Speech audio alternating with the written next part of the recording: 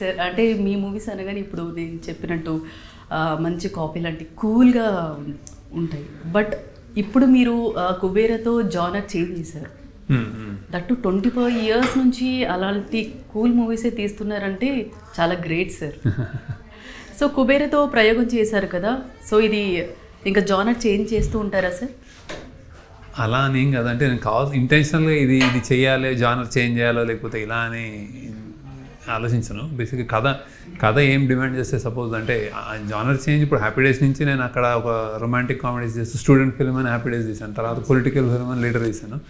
So it's ఏది inspire చేస్తే ఆ టైంకి ఏది అనిపిస్తే అది ఏది వర్కౌట్ అవుతాయి, ఏది తడితే కథగా ఇది చెప్పాలి అనిపిస్తే దెన్ అది ఆ కథకి చెప్పినట్టు డైరెక్షన్ ఉంటుంది. సో ఈ cinema it's not it's simple cinema కాదు, పెద్ద స్కేల్ రెండు ప్రపంచాన్ని చూపించే సినిమా అది. సో ఒక అత్యంత పేదరికంలో ఉన్న ఒక వ్యక్తి, అత్యంత సంపదతో ఉన్న వ్యక్తి మధ్య ఒక ప్లే అది. సో ఇది బాంబేలో తీయడం, ఇది ఇట్లా గ్రిట్ తోటి ఉంటుంది. అంటే ఇట్స్ నాట్ లైక్ కూల్గా ఇట్లా ఉండదు basic. So it be like ఆ సినిమాకి కావాల్సిన కైండ్ ఆఫ్ క్యాన్వస్, దాని కైండ్ ఆఫ్ మేకింగ్ ఉంటుంది అనమాట. సో నేను నేను డైరెక్ట్ చేయడం సేమ్, కానీ కథ వేరు ఉన్నది. కానీ ఇప్పుడు కుబేరాలో మల్టీ స్టారర్ మూవీ సార్, అంటే ఇద్దరు స్టార్స్. సో వర్సటల్ యాక్టర్ ధనుష్ గారు, అలాగే నాగార్జున గారు ఒక పక్క, ఇప్పుడు మంచి ఫామ్లో ఉన్న రష్మిక గారు, వీళ్ళందరూ ఉన్నారు. సో ధనుష్ గారికి నాగార్జున గారికి అంటే క్యారెక్టర్స్ మీరు డిజైన్ చేసేటప్పుడు అంటే సపరేట్ ఫ్యాన్ బేస్ అయితే ఉంది సార్.